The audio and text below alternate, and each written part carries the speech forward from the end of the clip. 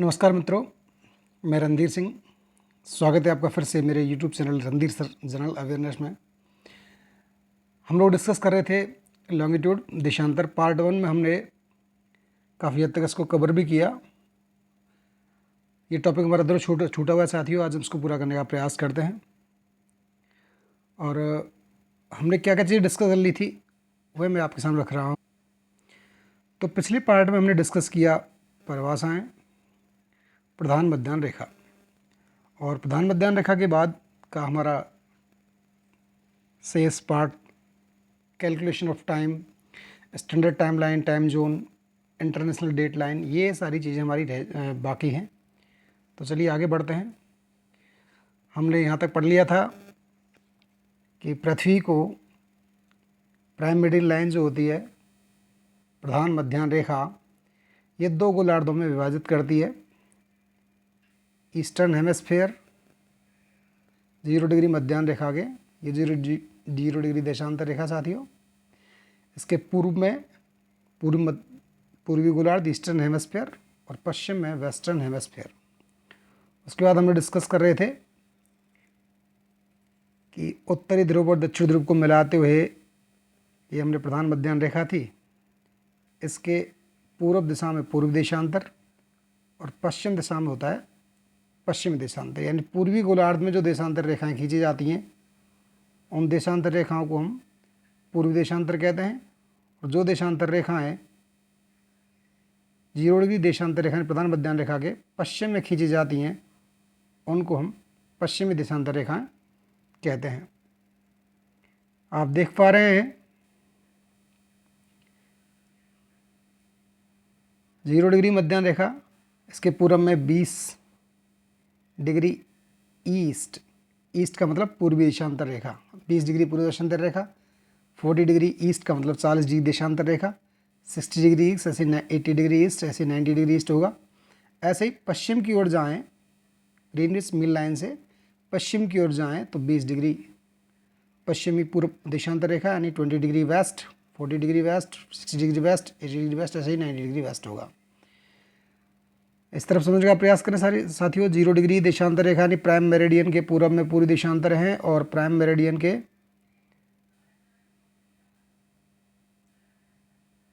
पश्चिम में prime meridian के पश्चिम में पश्चिम देशांतर है। 30 degree, 60 degree, 90 degree, 120 degree, 150 degree, ये जितने भी आपको दिख रहे हैं ये सभी पश्चिमी देशांतर हैं, यानी कि वेस्टर्न मेरिडियंस। और ये पूर्व देशांतर दिख रहे हैं 30 degree, 60 degree, 90 degree, 120 degree, 150 degree, ये सभी कौन से हैं? ईस्टर्न मेरिडियंस हैं। इस तरफ पश्चिम में वेस्टर्न मेरिडियंस और पूर्व में ईस्टर्न मेरिडियंस। और 0 डिग्री प्राइम मेरिडियन के पीछे जो दिख रहा है 180 डिग्री, ये प्राइम मेरिडियन का जस्ट अपोजिट है, यानी 180 डिग्री देशांतर रेखा। बात करते हैं साथियों प्रधान मध्याह्न रेखा को 0 डिग्री मानकर इसके पूर्व तथा पश्चिम में 180 डिग्री देशांतर रेखाएं खींची गई हैं। यानी ये जो प्राइम मेरिडियन है इसके पूर्व में और इसके पश्चिम में दोनों तरफ कितनी कितनी रेखा खींची गई हैं? 180, 180, और इधर भी कितनी खींची गई हैं? 180। यहाँ मैं आपको याद दिलाना चाहता हूँ साथियों, ये 180 और 180 अलग अलग नहीं है। यहाँ पे 180 पे जाके, यानी इस तरफ पूरब से जाएं तो भी 180 यहाँ पे आता है, और पश्चिम से जाएं तो भी 180 यहाँ पे आती है। यानी 180 जो है 180 डिग्री ईस्ट और वेस्ट दोनों के लिए एक ही रेखा है। जैसा कि मैंने बताया था, इसको ना तो ईस्ट बोल सकते हैं हम और ना ही वेस्ट, ये एक ही 180 डिग्री देशांतर रेखा साथियों। आगे बात करते हैं साथियों, एक प्रश्न दे रहा हूँ मैं आपके सामने। इस प्रकार के प्रश्न एग्ज़ाम अक्सर पूछे जाते हैं। बड़ा सरल सा प्रश्न है, निम्न में से सही क्या है? Which of the following is correct? पहला ऑप्शन है हमारा 40 डिग्री ईस्ट, दूसरा है 40 डिग्री ईस्ट अक्षांश, दूसरा है ऑप्शन 40 डिग्री वेस्ट अक्षांश, तीसरा है 40 डिग्री नॉर्थ देशांतर, और चौथा है हमारा 40 डिग्री ईस्ट देशांतर। ध्यान देने वाली बात है साथियों, इसका सही आंसर क्या होगा? डी 40 डिग्री ईस्ट देशांतर। क्यों? क्योंकि अक्षांश जो होते हैं उनके पीछे क्या होता है, नॉर्थ या साउथ। अक्षांशों के पीछे क्या होता है, नॉर्थ या साउथ, क्योंकि देशांतर रेखाएं ईस्ट और वेस्ट में होती हैं और अक्षांश रेखाएं नॉर्थ एंड साउथ में होती हैं। थोड़ा सा और इसको क्लियर करते हैं। मान के चलें पृथ्वी को इस प्रकार से बनाया जाए और ये 0 डिग्री इक्वेटर भूमध्य रेखा, इसके उत्तर में कौन सा अक्षांश रेखाएं होंगी, कौन से अक्षांश होंगे, नॉर्थ, यानी ये हमारा जो हेमिस्फीयर है कौन सा, नॉर्थ हेमिस्फीयर होगा। इसका साउथ में होगा हमारा साउथ हेमिस्फीयर, यानी ये जो अक्षांश रेखाएं होंगी ये सभी इनके साथ क्या लगेगा साथियों, एस, यानी कि दक्षिणी अक्षांश। मान चले जैसे यहाँ पे मैंने कहा 66 डिग्री दक्षिणी अक्षांश, या ये 40 डिग्री दक्षिणी अक्षांश। यहाँ पे मैं मान के चलूँ तो यहाँ 40 डिग्री की रेखा है तो क्या कहलाएगी, 40 डिग्री नॉर्थ। यानी अक्षांश रेखाओं के सापेक्ष अक्षांश रेखाओं के साथ क्या लगता है साथियों, नॉर्थ लगता है या साउथ लगता है, क्योंकि ये रेखाएं उत्तर से दक्षिण खींची जाती हैं। वहीं हम देशांतर रेखाओं की बात करें, देशांतर रेखाएं हमने कहा देशांतर रेखाएं वे होती हैं जो दो ध्रुवों को मिलाते हुए उत्तर से दक्षिण खींची जाती हैं। हमने कहा था अक्षांश रेखाएं जो होती हैं वो पूरब से पश्चिम, पश्चिम से पूरब खींची जाती हैं, जबकि ये भूमध्य रेखा से उत्तर में या दक्षिण में होती हैं, इसलिए इनको उत्तरी दक्षिणी अक्षांश कहा जाता है। जबकि देशांतर रेखाएं जो होती हैं वो उत्तर से दक्षिण खींची जाती हैं, लेकिन एक प्रधान मध्याह्न रेखा के पूरब या पश्चिम में होती हैं, इसलिए इनके साथ पूर्वी या पश्चिमी देशांतर लगा होता है। यानी कि मध्याह्न रेखा जिसको हमने प्राइम मेरिडियन कहा था, 0 डिग्री मध्याह्न रेखा जो है, इसके पूर्व दिशा में जितनी भी ये अक्षांश रेखाएं होंगी, जैसे मान चलें इसको मैं मान लेता हूँ ये 40 डिग्री की रेखा है, तो इस 40 के साथ क्या लगेगा साथियों, 40 डिग्री ईस्ट लगेगा। और यदि ये इस तरफ 40 डिग्री की रेखा है तो इसके साथ क्या लगेगा, इसके साथ लगेगा 40 डिग्री वेस्ट। तो देशांतर रेखाओं के साथ जब देशांतर लिखा हुआ तो उसके साथ दिशा क्या होनी चाहिए, या तो ईस्ट होगी या तो वेस्ट होगी, या क्या होगी, ईस्ट होगी। जबकि अक्षांश रेखाओं के साथ क्या होगा, साउथ या नॉर्थ होगा। इसलिए हमारा आंसर क्या होगा, D 40 degree east longitude. Next हम बात करते हैं प्रधान मध्याह्न रेखा जो है हमारी 0 डिग्री मेरिडियन, ये विश्व के 8 देशों से गुजरती है। 8 देश कौन से साथियों, नंबर 1 पे देखें हम लोग। नंबर 1 पे जो हमारा प्रमुख देश है जिसके शहर के नाम पे इस रेखा ग्रीनविच रेखा कहा गया है, United kingdom, England, Britain, great Britain, कई नाम है साथियों उसके। नंबर 2 पे इसके नीचे आता है फ्रांस, उसके बाद आता है नंबर 3 स्पेन, उसके बाद हम आ जाते, ये तीनों देश जो साथियों किसमें है, यूरोप महाद्वीप में है, यूरोप महाद्वीप में है। उसके बाद बात आती है, हम पहुंचते हैं अफ्रीका महाद्वीप में। अफ्रीका महाद्वीप में ये सबसे बड़ा देश इसके सामने इसके नीचे पड़ता है, वो है अल्जीरिया। उसके बाद हम नंबर 5 पे आते हैं माली, उसके बाद नंबर 6 पे आते हैं बुर्किना फासो, नंबर 7 है घाना, और एक छोटा सा यहाँ पे देश है साथियों टोगो। ये सभी देश कौन से महाद्वीप पड़ते हैं साथियों, ये सभी पड़ते हैं अफ्रीका महाद्वीप में। इस प्रकार हमारी भूमध्य रेखा 8 देशों से गुजरती है। जब बात आती है कि सब देश तो क्लियर है, लेकिन यदि महाद्वीप पूछ लिए जाएं तो कितने महाद्वीप से गुजरती है, तो बात करते हैं साथियों 3 महाद्वीप हैं, यूरोप महाद्वीप, अफ्रीका महाद्वीप, और दक्षिण में जाए तो अंटार्कटिका महाद्वीप। 3 महाद्वीपों से होकर के गुजरती है। इसके साथ हमसे पूछ लिया जाए कि स्थलभाग तो ठीक है, जलभाग की बात करें तो जलभाग की बात करें तो साथियों देखिए सबसे ऊपर है आर्कटिक महासागर, ठीक है। उसके बाद बात करें हम बड़े महासागर की बात हो रही है साथियों, तो बड़े महासागर में उसके बाद आता है दक्षिणी अटलांटिक महासागर, साउथ अटलांटिक महासागर, और नंबर 3 पे आता है दक्षिणी महासागर, साउदर्न ओशियन। इसके अलावा भी वाटर बॉडीज हैं साथियों यहाँ पे, जैसे कि ये मेडिटेरेनियन सी भूमध्य सागर से ये रेखा गुजरती है। इसके बारे में डिटेल्स करेंगे, किसी एक स्पेशल वीडियो बनाया जाएगा इसके लिए, जिसमें प्राइम मेरिडियन को लेकर के हम और बातें डिस्कस करेंगे। यहाँ अभी मुख्य रूप से जो बातें याद रखने वाली हैं कि प्रधान मध्याह्न रेखा 8 देशों से गुजरती है, जो है कि United Kingdom, UK, France, Spain, UK, France, Spain, Algeria, Mali, Burkina Faso, Ghana और टोगो, जिनमें से शुरू के 3 देश, जिसमें एक ब्रिटेन यानी कि यूके, स्पेन और फ्रांस तीनों यूरोप में हैं, और अल्जीरिया, माली, ठीक है, बुर्किना फासो, घाना और टोगो ये अफ्रीका महाद्वीप में।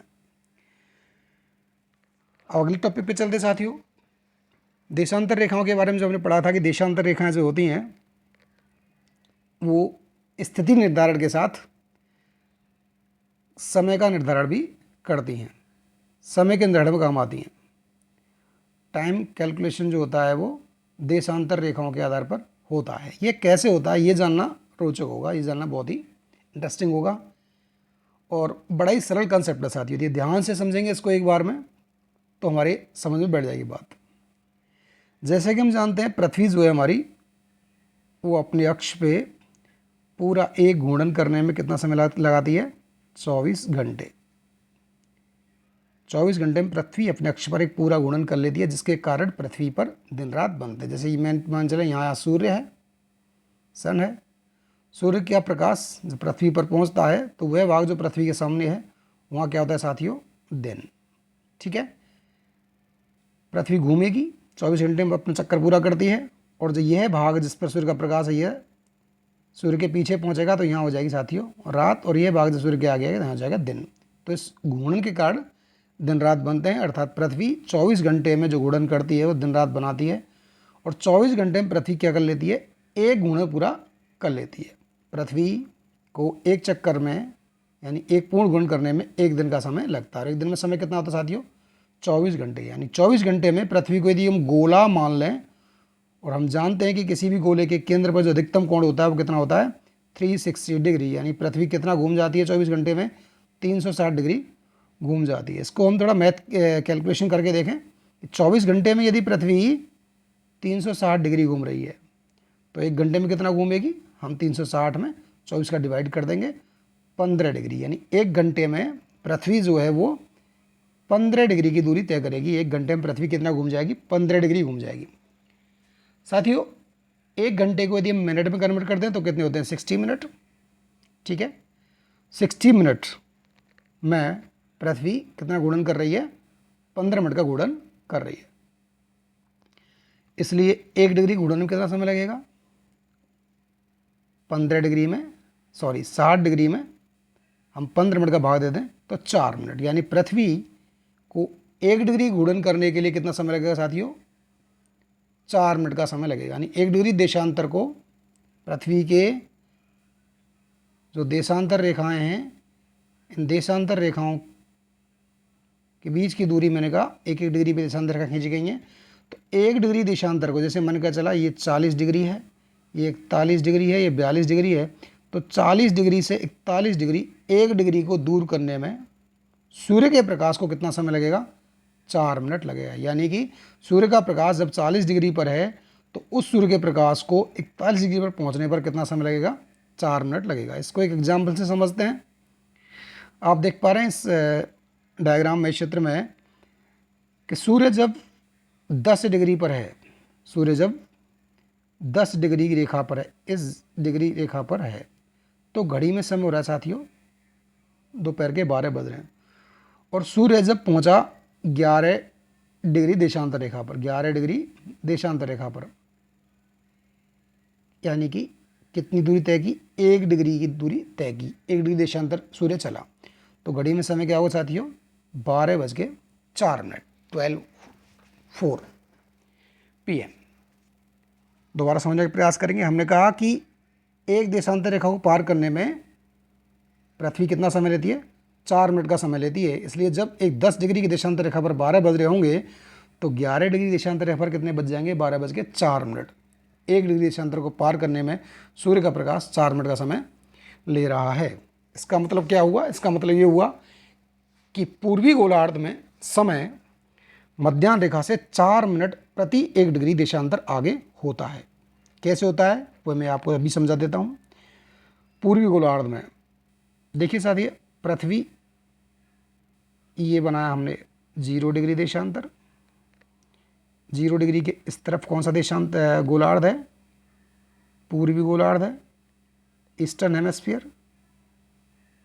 इस तरफ है वेस्टर्न हेमिस्फीयर यानी कि पश्चिमी गोलार्ध। और सूर्य का घूर्णन किस तरफ है साथियों, पश्चिम से पूरब की ओर, यानी सूर्य पहले कहाँ चमकेगा, पूरब में, और उसके बाद कहाँ आएगा, पश्चिम में। तो इसका मतलब समय किसका आगे रहेगा, पूरब का। तो जो भी समय होता है वो हमेशा पहले कहाँ होता है, पूरब में होता है। यानी कि 0 डिग्री देशांतर रेखा से समय आगे इधर चलता है पूरब की ओर, और पीछे कहाँ चलता है, पश्चिम की ओर।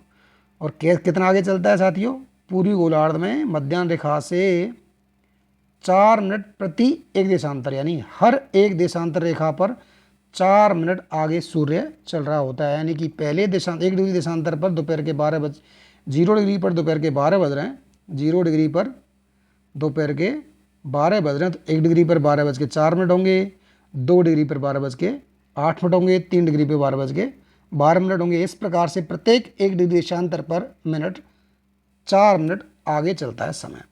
और वही हम बात करें पश्चिमी देशांतर की, तो पश्चिमी देशांतर पर प्रत्येक 1 डिग्री देशांतर पर समय कितना पीछे रहता है, 4 मिनट पीछे रहता है।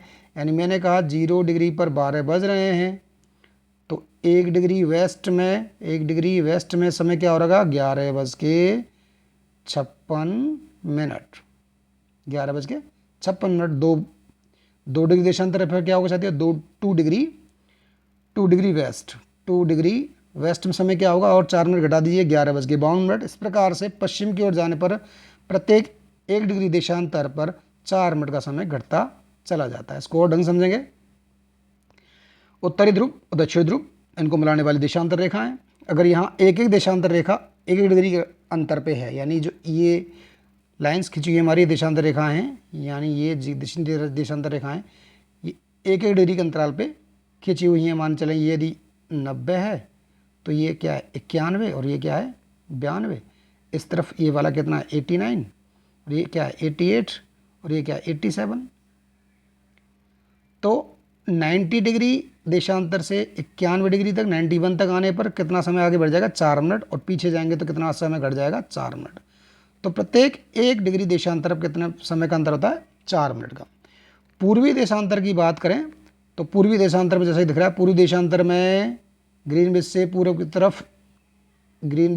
की तरफ के स्थानों के लिए हर एक देशांतर के लिए 4 मिनट जोड़ते हैं, यानी 4 मिनट आगे चल रहा है समय। पूर्वी देशांतर की पूर्वी गोलार्ध की ओर जाएंगे, पूर्वी गोलार्ध की ओर जाएंगे तो समय में क्या होगा, हर एक देशांतर पर प्लस 4 मिनट जुड़ जाएंगे। कितनी दूरी पर, 1 डिग्री ईस्ट चलने पर 4 मिनट के समय की वृद्धि हो जाएगी। वहीं पश्चिम की ओर चलने पर हर 1 डिग्री वेस्ट मेरिडियन पे कितना समय घट जाएगा, 4 मिनट का समय घटेगा, क्योंकि पश्चिमी गोलार्ध जो है उसमें समय पीछे चलता है और पूर्वी गोलार्ध में समय आगे चलता है। इसको एक और उदाहरण द्वारा समझेंगे। प्रश्न कह रहा है कि यदि 90 डिग्री ईस्ट देशांतर पर समय 6 PM हो रहा है तो 60 डिग्री देशांतर पर समय क्या होगा। कैलकुलेट करते हैं साथियों। ये मैंने रेखा खींची, देशांतर रेखा कितना है, 90 डिग्री ईस्ट, ठीक है। समय क्या हो रहा है साथियों, समय लिख लिया हमने यहाँ पे, समय हो रहा है 6 PM। और अब क्या पूछ रहा है, 60 डिग्री ईस्ट देशांतर पर, यानी कि ईस्ट में ही है लेकिन 90 से पीछे है, 90 से पीछे है, बिहाइंड। हमने यहाँ लिखा, कितना लिखा साथियों, 60 डिग्री ईस्ट। और यहाँ ये पूछ रहा है इस जगह पे समय क्या होगा। कैसे कैलकुलेट करेंगे, इन दोनों के अंतर को, इस तरफ जा रहे हैं 60 डिग्री से 90 डिग्री ईस्ट, किस तरफ चल रहे हैं साथियों, हम ईस्ट हेमिस्फीयर में आगे चल रहे हैं। अर्थात 90 डिग्री का जो समय है वो निश्चित रूप से 60 डिग्री के समय से आगे होगा, यानी 60 डिग्री ईस्ट में 90 डिग्री ईस्ट समय पीछे होगा, लेकिन कितना होगा यह कैलकुलेशन करना है। तो साथियों 90 डिग्री ईस्ट और 60 डिग्री ईस्ट, इन दोनों का अंतर निकालते हैं। 90 degree minus 60 degree is equal to कितना है साथियों, 30 डिग्री। 30 डिग्री का अंतर है साथियों, और हमने कहा हर 1 डिग्री देशांतर is equal to 4 minute, each 1 degree meridians equal to 4 minutes. तो इसमें हम मल्टीप्लिकेशन करेंगे 4 का, तो कितना समय का अंतर आ जाएगा, 120 मिनट। 120 मिनट का मतलब क्या कितना होगा साथियों, 2 घंटे हो गया, 2 आवर्स। 2 घंटे पीछे होगा समय किससे, 90 डिग्री पर जो 6 बज रहे हैं, 6 PM का टाइम हो रहा है, उससे 2 घंटे पीछे चले जाएं तो कितना टाइम होगा साथियों, 4 बजेंगे। लेकिन PM AM, यहाँ PM हो रहा है तो क्या होगा, PM ही होगा। आंसर क्या होगा हमारा, B 4 PM। एक और एग्जांपल लेते हैं। यदि 90 डिग्री ईस्ट देशांतर पर समय 6 PM हो रहा है तो 90 डिग्री वेस्ट देशांतर पर समय क्या होगा, समझने का प्रयास करेंगे साथियों। मैंने यहाँ लिया 90 डिग्री ईस्ट, 90 डिग्री ईस्ट, समय क्या हो रहा है, वही समय हो रहा है साथियों 6 PM। अब हमने क्या लिया है, अब हमने लिया है 90 डिग्री वेस्ट। 90 डिग्री यहाँ ले लेता हूँ, थोड़ा दूर रीजन बता देंगे आपको हम, 90 डिग्री वेस्ट, और यहाँ समय पूछ रहा है आपसे, क्योंकि जब हम 90 डिग्री इससे पीछे चलेंगे तो पहले आएगा 0 डिग्री मेरिडियन, प्रधान मध्याह्न रेखा, और उसके बाद हम वेस्ट में जा रहे हैं क्योंकि यहाँ क्या लिखा हुआ है साथियों, वेस्ट, और फिर हम चलेंगे 90। अंतर कैसे कैलकुलेट करेंगे, 90 तो ये वहाँ से यहाँ तक हुआ और यहाँ से 99 हुआ, तो अंतर क्या हो गया साथियों, इन दोनों को जोड़ देंगे तो दोनों मेरिडियंस के मध्य का जो डिफरेंस होगा कैसे निकलेगा, वो डिफरेंस निकलेगा साथियों 90 degree plus 90 degree equal to 180 degree. 180 degree का अंतर आ रहा है, प्रत्येक 1 डिग्री देशांतर 4 मिनट लेता है, इसलिए 180 डिग्री गुणा 4 कर दें तो हमारा जो अंतर आता है मिनट में वो होता है 720 मिनट्स। इसको कन्वर्ट करते हैं घंटों में तो 60 मिनट का भाग दे देते हैं इसमें, डिविडेशन बाय 60 मिनट्स, तो ये कितना आ जाता है साथियों, ये आ जाता है 12। पूरे 12 घंटे का अंतर है। हमने कहा था कि 90 डिग्री ईस्ट पर समय क्या हो रहा है, 6 PM हो रहा है, 6 PM में से पूरे 12 घटा देंगे,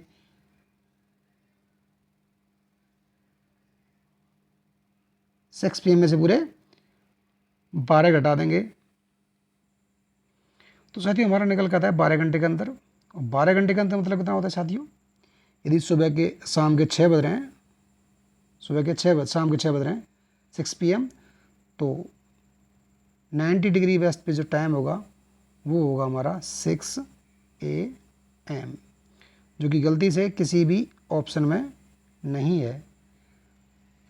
तो इसका आंसर होगा, ये गलती से यहाँ पे 4 आ गया साथियों, तो इसका आंसर होगा 6 AM is the right answer.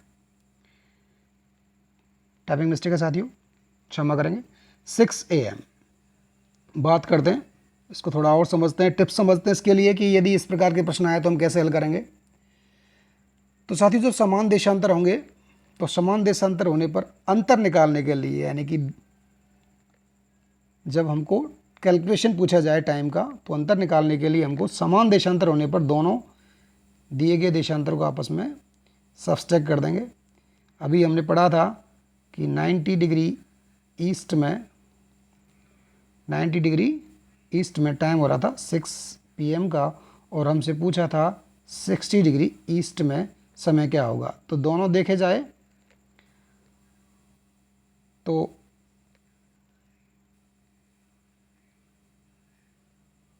दोनों जो देशांतर दिए हुए हैं, लॉन्गिट्यूड दिए हुए हैं, वो दोनों सेम हेमिस्फीयर में हैं, एक ही हेमिस्फीयर में हैं। तो समान देशांतर होने पर हमने कहा क्या करेंगे, सब्सट्रैक्शन करेंगे, 90 डिग्री में से 60 घटा दिया, अंतर आ गया 30 डिग्री।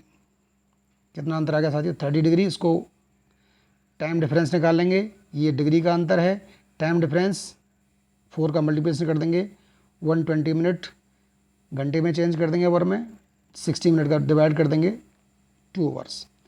यदि विपरीत देशांतर हो, अपोजिट लैटिट्यूड हो, लॉन्गिट्यूड हो, तो क्या करेंगे साथियों, दोनों लॉन्गिट्यूड को आपस में एडिशन कर देंगे। मैंने कहा एक 90 डिग्री देशांतर ईस्ट में पूछा है और दूसरा पूछा है 90 डिग्री वेस्ट में, 90 डिग्री वेस्ट और 90 डिग्री ईस्ट, इनका अंतर पूछ रहा है टाइम का। तो क्या करेंगे, इन दोनों को आपस में जोड़ देंगे। जब विपरीत देशांतर हो, अपोजिट लॉन्गिट्यूड हो, तो दोनों को जोड़ देंगे। अंतर क्या आ गया 180, 180 डिग्री को 4 मिनट से डिवाइड करें, मल्टीप्लाई करेंगे, कितना आएगा 720 मिनट्स। इसको आवर में चेंज करेंगे 12 आवर्स, इसका आंसर आ जाता है। तो उम्मीद है साथियों इस प्रकार के प्रश्न के लिए आपको समझ में आ गया होगा कि जब प्रश्न में दोनों देशांतर जिनके मध्य समय का अंतर पूछ रहा है, दोनों देशांतर जिनके मध्य समय का अंतर पूछ रहा है, तब दोनों देशांतरों के अंतर को निकाल करके 4 मिनट का गुणा करेंगे और जो समय प्राप्त होगा मिनट में प्राप्त होगा, उसको आप घंटे में बदल सकते हैं आवश्यकता है तो, प्रश्न जैसा पूछता है।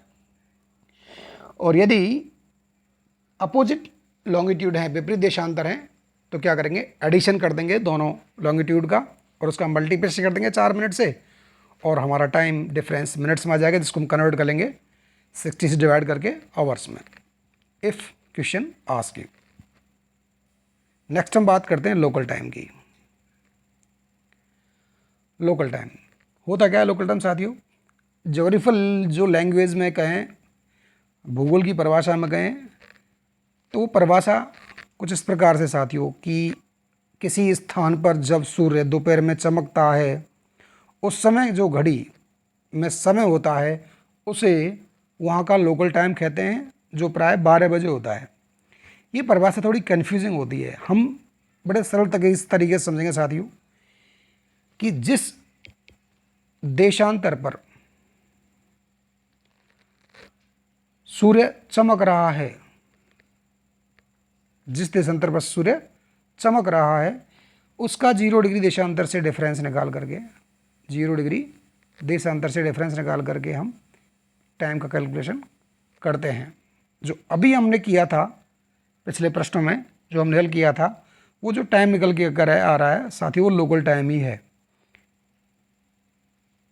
दोबारा समझने का प्रयास करेंगे, हम दूसरे तरीके से बताने का प्रयास करेंगे। मान के चलें दक्षिण अमेरिका में ये कोई मध्याह्न मेरिडियन लाइन है और सूर्य जब यहाँ पे चमक रहा है, सूर्य जब यहाँ पे चमक रहा है, सूर्य इसके ऊपर चमक रहा है, तो इस समय ये इस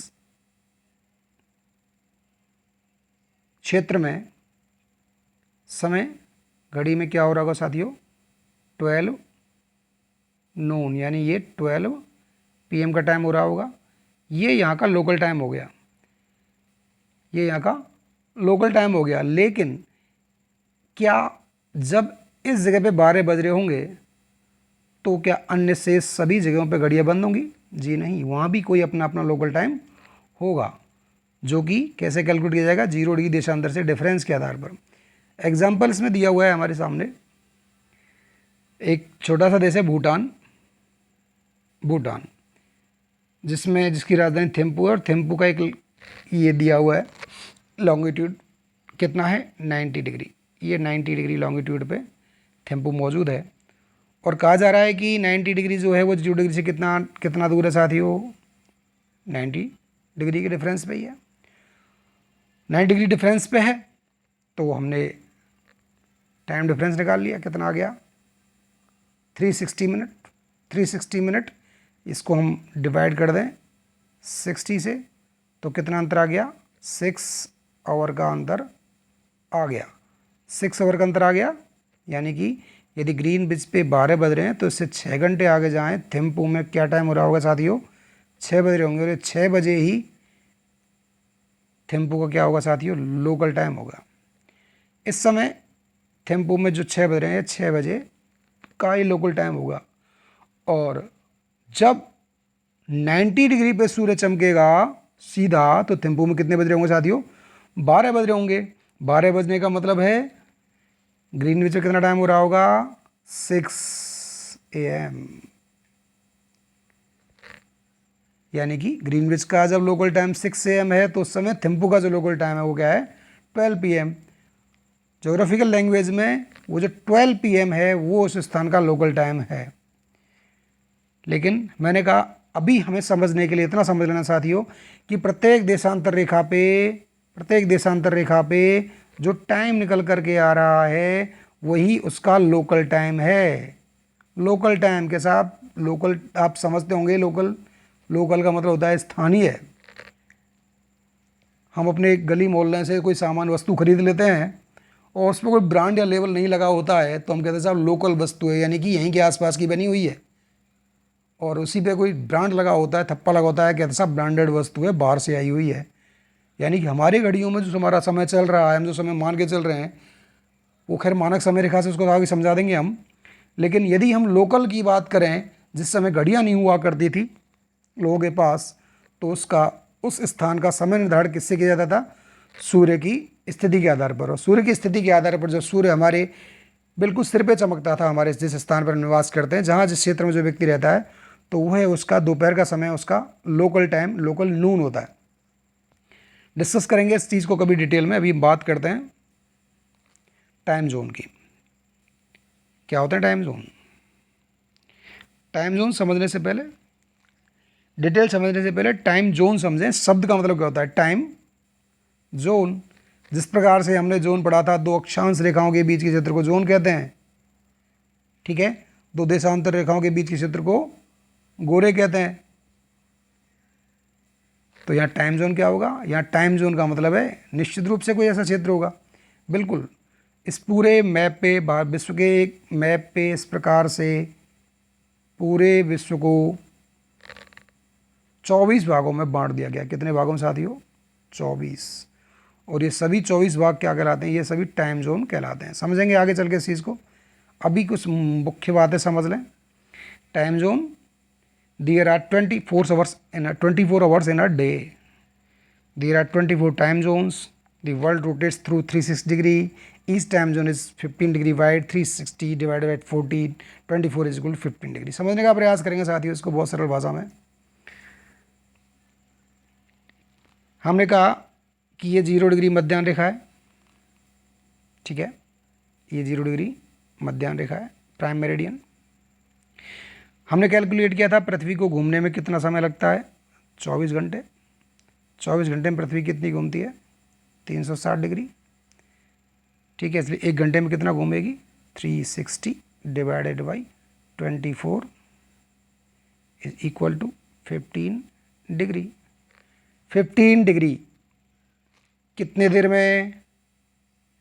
1 आवर में। 360 क्या है? लॉन्गिट्यूड। 360 लॉन्गिट्यूड है, यानी 360 डिग्री का कोण मारेगी पृथ्वी, पूरी पृथ्वी।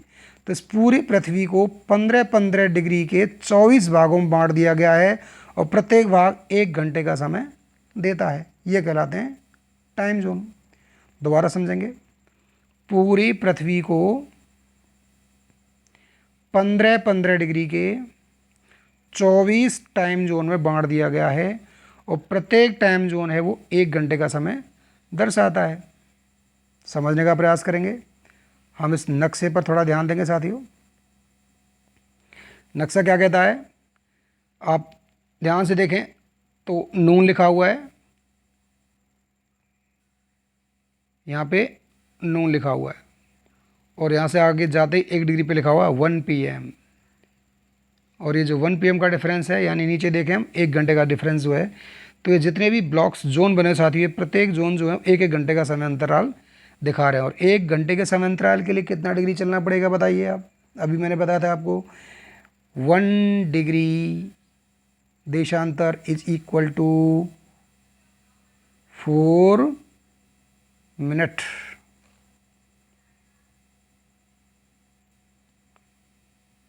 चार मिनट लगते हैं पृथ्वी को 1 डिग्री घूमने में, ठीक है। तो 60 डिग्री घूमने में कितना लगेगा? सॉरी, 1 घंटे के लिए, यानी कि 4 को हम कन्वर्ट कर दें कितने में? घंटे में। कितना हो गया? 60 मिनट के लिए कितना घूमना पड़ेगा? 4 का डिवाइड कर दो, कितना डिग्री? 15 डिग्री। इसको उल्टा मैं कहूँ, उल्टा कहने का मतलब है कि हर 1 डिग्री यदि 4 मिनट का समय लेती हो तो प्रत्येक 15 डिग्री चलने के बाद, प्रत्येक 15 डिग्री देशांतर रेखा की दूरी तय करने के बाद 1 घंटा कंप्लीट हो जाता है। तो प्रत्येक 15 डिग्री के अंतराल पर ये रेखाएं, देशांतर रेखाएं खींची गई हैं इस प्रकार से।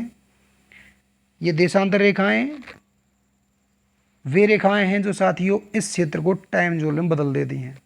ये जो इनका बीच का क्षेत्र है। इस प्रकार पूरी पृथ्वी को कितने भागों में बांट दिया गया साथियों? 24 टाइम जोन में बांट दिया गया है। प्रत्येक टाइम जोन जो है वो 15 डिग्री का है और हर 1 घंटे के अंतराल पे है। ईस्ट में जाने पर यह समय प्लस होता जाता है, +1 घंटे, +2 घंटे, +3 घंटे, हर कितने पर? 15 डिग्री पर। और वेस्ट में जाने पर यही समय घटता जाता है, हर 15 डिग्री पर -1 डिग्री, -1 घंटा, -2 घंटे, -3 घंटे। इस प्रकार पूरी पृथ्वी पर 24 टाइम जोन है। पूछ लिया जाता है क्या रीज़न है कि पृथ्वी पर 24 टाइम जोन ही होते हैं, या पृथ्वी पर टाइम जोन की संख्या पूछ लेता है कि जो टाइम जोन होते हैं, पूछ लेता है कि what is the amount time difference between each time zone, कितना होता है साथियों? 1 घंटा। पूछ लेता है how many time zone are there? 24। पूछ लेता है कि प्रत्येक 15 डिग्री पर क्या है, या एक जोन, न्यू जोन जो आता है वो कितने अंतराल पे आता है? Every 15 degree latitude longitude is a new time zone, यानी प्रत्येक टाइम जोन में अंतराल कितना होता है? 15 डिग्री का लॉन्गिट्यूड के संदर्भ पूछा है, और टाइम के संदर्भ पूछे तो 1 घंटे का। नेक्स्ट हम बात करते हैं साथियों स्टैंडर्ड टाइम की। मानक समय रेखा। मानक समय रेखा की डेफिनेशन को समझने से, इसके कैरेक्टरिस्टिक्स समझने से पहले, परिभाषा और विशेषता समझने से पहले हम एक बेसिक चीज़ समझेंगे जिससे हमको आज ईजीली, आसानी से मानक समय रेखा यानी स्टैंडर्ड टाइमलाइन समझ में आ जाएगा। आपके सामने ये भूटान का नक्शा दिया हुआ है, भूटान का मैप है, और भूटान से होकर गुजरने वाली देशांतर रेखाओं को दर्शाया गया है। ये 90 डिग्री ईस्ट है, ये 89 डिग्री ईस्ट है, ये 90 डिग्री, 91 डिग्री और 92 डिग्री। 0 डिग्री देशांतर रेखा से समय कैलकुलेशन किया गया कि जब 89 डिग्री पर टाइम 5:56 यानी 5:56 हो रहे हैं, तो 1 डिग्री अंतर आगे चलेंगे तो 90 डिग्री पर 4 मिनट जोड़ देंगे, 6 मिनट, 6 बज रहे होंगे। 91 डिग्री पर 6:04 और 92 डिग्री पर 6:08। यानी एक ही देश में जो व्यक्ति यहाँ होगा इस रेखा पे, उसकी घड़ी में बज रहे होंगे 5:56। इस रेखा पर जो भी व्यक्ति होगा उसकी घड़ी में समय हो रहा होगा 6 बजे। इस जगह पर होने पर उस घड़ी में समय हो रहा होगा 6:04। और यहाँ कोई व्यक्ति होगा उसकी घड़ी में कितने बज रहे होंगे? 6:08। समस्या उत्पन्न हो जाती है साथ इस प्रकार से। वो समस्या क्या होगी? समस्या बहुत सारी टर्म में होती है साथियों। जब एक ही देश में व्यक्ति ट्रैवल करेगा तो हर 1 डिग्री देशांतर पर 4 मिनट का समय अंतराल आएगा, उससे बहुत बड़ी समस्या पैदा हो सकती है। और इसका समाधान निकालने के लिए प्रत्येक क्षेत्र में जितनी भी देशांतर रेखाएं गुजर रही हैं उनमें से किसी एक देशांतर रेखा के समय को स्टैंडर्ड टाइम, मानक समय मान लिया जाता है। जैसे भूटान में 90 डिग्री जो ईस्टर्न मेरिडियन है उसके टाइम को क्या माना गया है? स्टैंडर्ड टाइम माना गया साथियों, एसटी। तो जैसे इसको स्टैंडर्ड टाइम मान गया, पूरे भूटान में इसी टाइम के आधार पर सभी स्थानों पर समय निर्धारित होता है। यानी कि 90 डिग्री ईस्ट पर जो समय हो रहा है उसी समय को पूरे देश में लागू किया गया। इसलिए अब जैसे इसको 6 बजाया गया, 90 ईस्ट पे 6 बजते हैं, उस देश की प्रत्येक घड़ी में, चाहे वो 89 डिग्री पे हो, चाहे वो 91 डिग्री पे हो, चाहे वो 92 डिग्री पे हो, सभी में समय क्या हो रहा साथियों? 6 बज रहा होगा। और ये जो समय है साथियों, ये स्टैंडर्ड टाइम कहलाता है। यही मैं आपको लोकल टाइम को दोबारा समझाने का प्रयास करूँगा। 90 डिग्री पे 6 बजने का जो टाइम है, हमने कहा इस परिभाषा के अनुसार, यानी जब किसी क्षेत्र के से गुजरने वाली किसी एक देशांतर रेखा को, किसी क्षेत्र से गुजरने वाली किसी एक देशांतर रेखा पर जो समय हो रहा है उस समय को एक मानक समय मान लिया जाए, तो वह रेखा जो है वह कहलाती है मानक समय रेखा। यह समय कहलाता है साथियों मानक समय, और संपूर्ण देश में यही समय मान लिया जाता है। इसके आधार से इसके समय से घड़ियाँ मैच कर ली जाती हैं। लेकिन यहाँ पर मैंने कहा वो मानक समय रेखा की बात हो रही है, और मैंने कहा एक लोकल टाइम कंसेप्ट में आपको दोबारा क्लियर करना चाहूँगा। लेकिन जब लोकल टाइम की बात हो रही होगी तो लोकल टाइम 89 डिग्री पे से 4 मिनट पीछे होगा, 91 डिग्री पे से 4 मिनट आगे, और 92 डिग्री पे से 8 मिनट आगे होगा। ये लोकल टाइम होगा, यानी प्रत्येक देशांतर रेखा पर लोकल टाइम भिन्न भिन्न डिफरेंस होता है, वेरी करता है प्रत्येक मेरिडियन पे। स्टैंडर्ड टाइमलाइन डेफिनेशन, ऐसी देशांतर रेखा जिसके आधार पर किसी क्षेत्र के समय का निर्धारण किया जाता है, उस क्षेत्र की मानक समय रेखा कहलाती है। हमने अभी कहा यहाँ पे कि भूटान में ऐसी देशांतर रेखा, यानी कि ये 90 डिग्री ईस्ट देशांतर रेखा है, जिसके आधार पर उस पूरे क्षेत्र का समय निर्धारण किया जा रहा है कि साहब यहाँ जो समय हो रहा है उसी को 89 पे मानेंगे, उसको 91 पे, उसको 92 पे। तो ये जो समय रेखा है साथियों, ये उस क्षेत्र की मानक समय रेखा कहलाती है, और इसी समय को इस क्षेत्र का मानक समय भी कहा जाता है। अब ज़रूरी नहीं है कि एक देश में एक ही मानक समय रेखा हो, कुछ ऐसे देश भी हैं जिनमें मानक समय रेखा की संख्या अधिक है, जैसे रसिया और यूएसए में इनकी संख्या 11 है, और फ्रांस में इनकी संख्या सर्वाधिक है। वो कितनी साथियों? 12।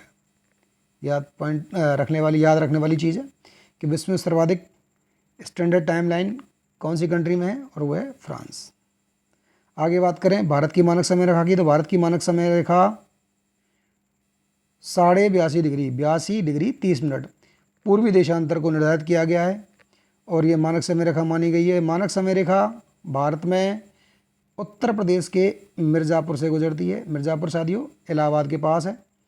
इस 82 डिग्री ईस्टर्न रेखा को ही, ईस्टर्न मेरिडियन को ही क्या कहते हैं? भारत की मानक समय रेखा कहते हैं, और यहाँ जो समय है इसको इंडियन स्टैंडर्ड टाइम IST कहा जाता है। नेक्स्ट हम बात करेंगे, भारत की मानक समय रेखा जो है वो 5 राज्यों से गुजरती है। Indian standard time line passes through 5 states, और ये 5 स्टेट कौन कौन से साथियों?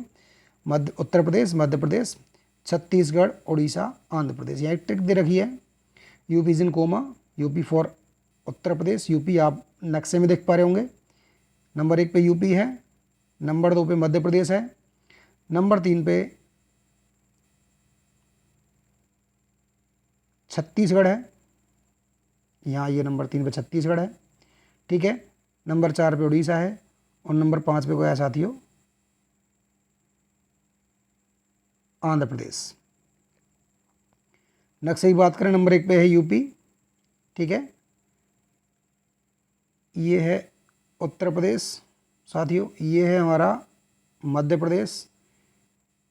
यहाँ जो लिखा हुआ है ये 3 नंबर यहाँ लिखा हुआ साथियों मिसमैच हो गया, ये है छत्तीसगढ़, और ये 4 नंबर पे जो लिखा हुआ है ये है आपका 4 नंबर, ये उड़ीसा है 3 नंबर पे लिखा हुआ है, और ये 5 नंबर है साथियों आंध्र प्रदेश।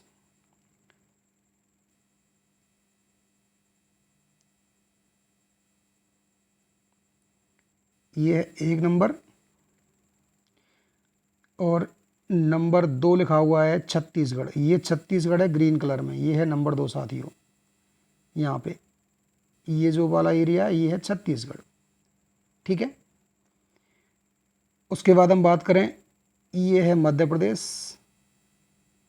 ये है उड़ीसा, और ये है आंध्र प्रदेश। इस प्रकार भारत की मानक समय रेखा जो standard time line 82 degree 30 minute east passes through 5 state namely UP, Chhattisgarh, Orissa, MP, Andhra Pradesh. ये जो मानक समय रेखा है साथियों, ये मानक समय रेखा ग्रीनविच मीन टाइम से 5.5 घंटे आगे है, 5 मिनट।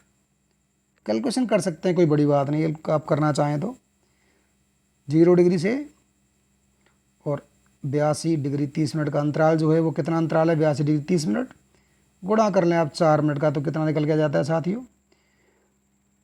आप इसको कैलकुलेट करके आएंगे तो ये निकल के आता है 5 घंटे 30 मिनट का अंतराल ये निकल के आता है। एक और इम्पोर्टेंट फैक्ट साथियों, वो कि क्या क्या कहता है फैक्ट हमारा, वो चौड़े देश जो हैं, चौड़े देशों में मानक समय रेखाएं अधिक होंगी, यानी जिनका विस्तार हॉरिजेंटल है इस प्रकार से, वहाँ मानक सीमा रेखाओं की संख्या अधिक होगी। ठीक है, जैसे Russia, USA, Canada, Brazil, Mexico, Australia. उसके पीछे रीज़न है जिसको हम कभी आगे डिस्कस करेंगे। बहुत सिंपल सी बात है, यदि मैं यहाँ एक लॉन्गिट्यूड मानूँ और एक लॉन्गिट्यूड यहाँ मानूँ और यहाँ का अंतराल यदि 30 डिग्री भी हो गया तो 30 degree into 4 is 120 is equal to 2 over का अंतर हो जाएगा। यदि एक मानक समय रेखा मान लें तो किसी देश में समय के बहुत अधिक अंतर को कम करने के लिए एक से अधिक मानक समय रेखाएं रखी जाती हैं।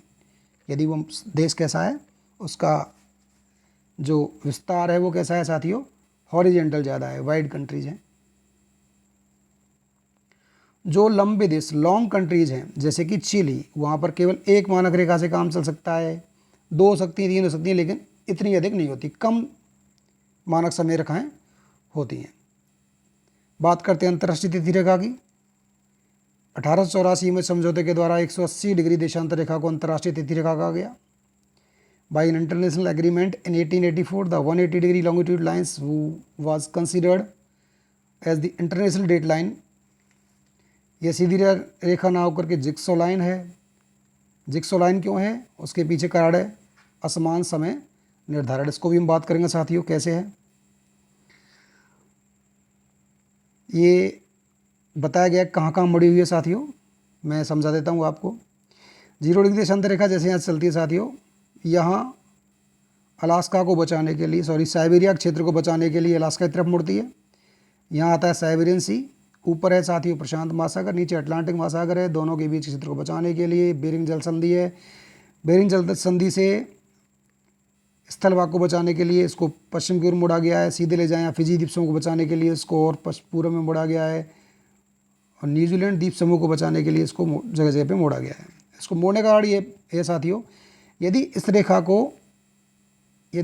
को एकदम सीधा खींच दिया जाता है इस प्रकार से, तो जिस स्थल भाग से गुजरती है, आगे हम बताएंगे कि इसको तिथि रेखा क्यों कहा जाता है, क्योंकि ये डेट का निर्धारण करती है। इस रेखा के पूर्व में या पश्चिम में जाने पर पूरे 24 घंटे का अंतर आ जाता है, एक दिन के समय का अंतर आ जाता है। यदि स्थल भाग की हम बात कर लें, यदि स्थल भागों से इसको गुजारा जाता तो एक ही स्थान पर 1 डिग्री देशांतर से ही पूरे एक दिन के समय का अंतर आ जाता। इस समस्या से बचने के लिए इस रेखा को मोड़ा गया है। एक देश के विभिन्न भागों या द्वीपों का समय एक समान रखने के लिए इस रेखा को आर्कटिक महासागर में 75 डिग्री उत्तरी अक्षांश पर महाद्वीप से बचने के लिए पूरब की ओर मोड़ा गया है, यानी बेरिंग जल संधि से निकाला गया है। बेरिंग सागर में यह पश्चिम की ओर मोड़ी गई है। फिजी द्वीप समूह न्यूजीलैंड को दूर रखने के लिए दक्षिण प्रशांत महासागर में पूर्व की ओर मोड़ी गई है। महत्वपूर्ण चीज़ जो है कि बेरिंग जल संधि से गुजरती है। ठीक है, 2 बार मोड़ी गई है। बेरिंग जल संधि में उत्तरी अक्षांश महाद्वीप से बचने के लिए किस तरफ जो मोड़ा गया साथियों, इसको मोड़ा गया पश्चिम की ओर, और फिजी और न्यूजीलैंड को बचाने के लिए इसको दक्षिणी प्रशांत महासागर में किस तरफ मोड़ा गया, पूर्व में। यानी प्रशांत महासागर में पूर्व की ओर मुड़ती है और अटलांटिक महासागर ये पश्चिम की ओर मुड़ती है, आर्कटिक महासागर से आर्कटिक महासागर में। ठीक है, अब बात करते हैं साथियों, हमने लेक्चर फर्स्ट में पढ़ा था अक्षांश, फिर हमने आज कंप्लीट किया देशांतर। तुलनात्मक अध्ययन कर लेते हैं। सबसे पहले बात करते हैं दिशा की। तो अक्षांश रेखाएं पूर्व से पश्चिम, पश्चिम से पूर्व, कुछ भी कह सकते हैं, क्षैतिज लाइन होती हैं साथियों, जबकि देशांतर रेखाएं उत्तर से दक्षिण खींची जाती हैं, ऊर्ध्वाधर रेखाएं होती हैं। बात करते हैं संख्या की। तो देशांतर रेखाओं की, अक्षांश रेखाओं की संख्या 181 होती है, देशांतर रेखाओं की संख्या 360 होती है। बात करते हैं समानांतर, अक्षांश रेखाएं समानांतर होती हैं, देशांतर रेखाएं समांतर नहीं होती। लंबाई की बात करें, अक्षांश रेखाएं समान होती हैं और देशांतर रेखाएं समान होती हैं। धन्यवाद साथियों, आज का हमारा ये टॉपिक यहाँ पूरा होता है। और इन दोनों ही टॉपिक से, अक्षांश और देशांतर रेखाओं से संबंधित बहुत सारे प्रश्न कॉम्पिटिशन्स में, एग्जाम में पूछे जाते हैं। एनसीईआरटी में जो हम कवर करके चल रहे हैं उसमें तो पूछे जाते ही हैं। तो इन दोनों टॉपिक से रिलेटेड में एक क्वेश्चन आंसर हम डिस्कस करेंगे अपने नेक्स्ट वीडियो में, और उसके बाद हम अगला टॉपिक लेंगे। तब तक के लिए बने रहिए मेरे साथ। और यदि आपको मज़ा आ रहा है मेरे साथ भूगोल सीखने में, टॉपिक्स को जानने में, तो आप मेरे चैनल को सब्सक्राइब कीजिए, लाइक कीजिए, शेयर कीजिए और नोटिफिकेशन का बटन दबाइए। थैंक यू, धन्यवाद, जय हिंद, जय भारत।